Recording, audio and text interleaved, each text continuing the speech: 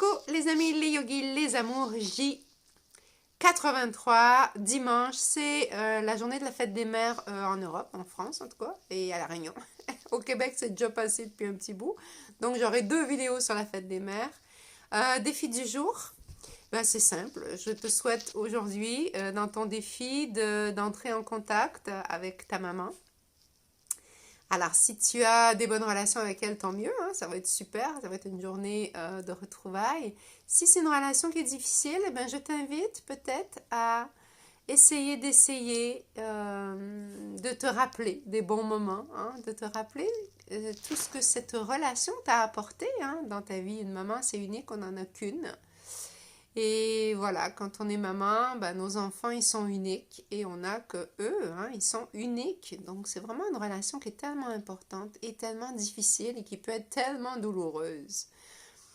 Hein, je me rappelle et je nous rappelle ô combien c'est difficile déjà d'être une maman, hein, déjà d'être à la hauteur de toutes nos exigences de maman et combien on peut comprendre nos mères au moment où on devient mère, hein. C'est beaucoup plus, comment dire, c'est beaucoup plus parlant quand on est mère, hein, parce que là on comprend pourquoi, et nos mamans nous disaient, ben fais pas ci, fais pas ça, tu devrais pas. Oh là là, que c'est difficile hein, de se remettre en question.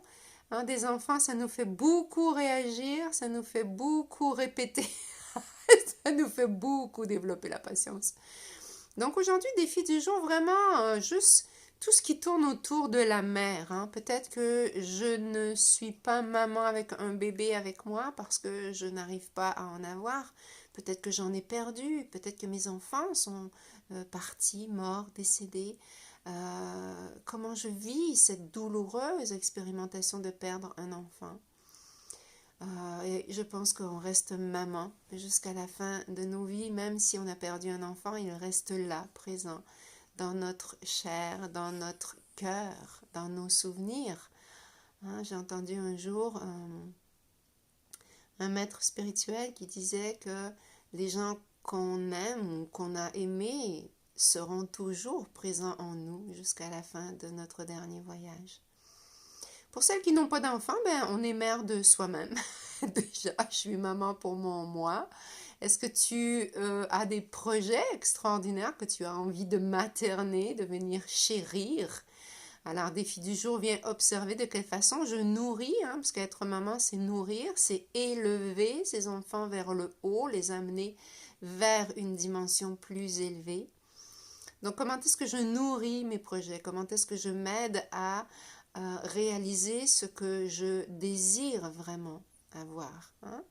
Être mère, c'est ça, c'est être aussi sa propre maman, être capable de se materner soi-même, hein, d'être capable de se prendre dans ses bras quand on va pas bien et de se dire ok, tout va bien, reviens ici et maintenant, respire. Ça va passer, je suis là, je m'occupe de toi. Hein, vraiment, une maman, qu'est-ce que c'est pour toi une maman? Tellement différent pour chacun et chacune d'entre nous qui vivons des expérimentations différentes. Pour les hommes aussi, hein, c'est quoi une maman? Qu'est-ce que ça te rappelle? Alors, c'est mon défi du jour. C'est la fête des mères. Donc, juste se questionner, hein, de quelle façon est-ce que j'ai envie d'entretenir ma relation avec ma mère. Si tu ne la vois pas depuis longtemps, peut-être que tu peux lui écrire une lettre pour lui dire tout ce que tu voudrais lui dire. Peut-être que tu es en colère, que tu lui en veux, qu'il y a eu des situations insoutenables, insupportables. Eh bien, on peut écrire tout ça. Tu n'es pas obligé de lui envoyer. Hein. Une fois que tu as écrit cette lettre, déjà pour te libérer toi à l'intérieur de ce que tu ressens comme douleur, ben on peut brûler cette lettre hein, pour vraiment brûler cette énergie qui nous envahit, nous empêche d'être à l'intérieur en paix. Hein, cette première démarche, elle n'est pas pour ta mère, elle est pour toi, pour nous dedans, pour nous aider à nous libérer de ce mal-être qui est là tout le temps. Qu'est-ce qu'on veut? Qu'est-ce qu'on veut l'être humain?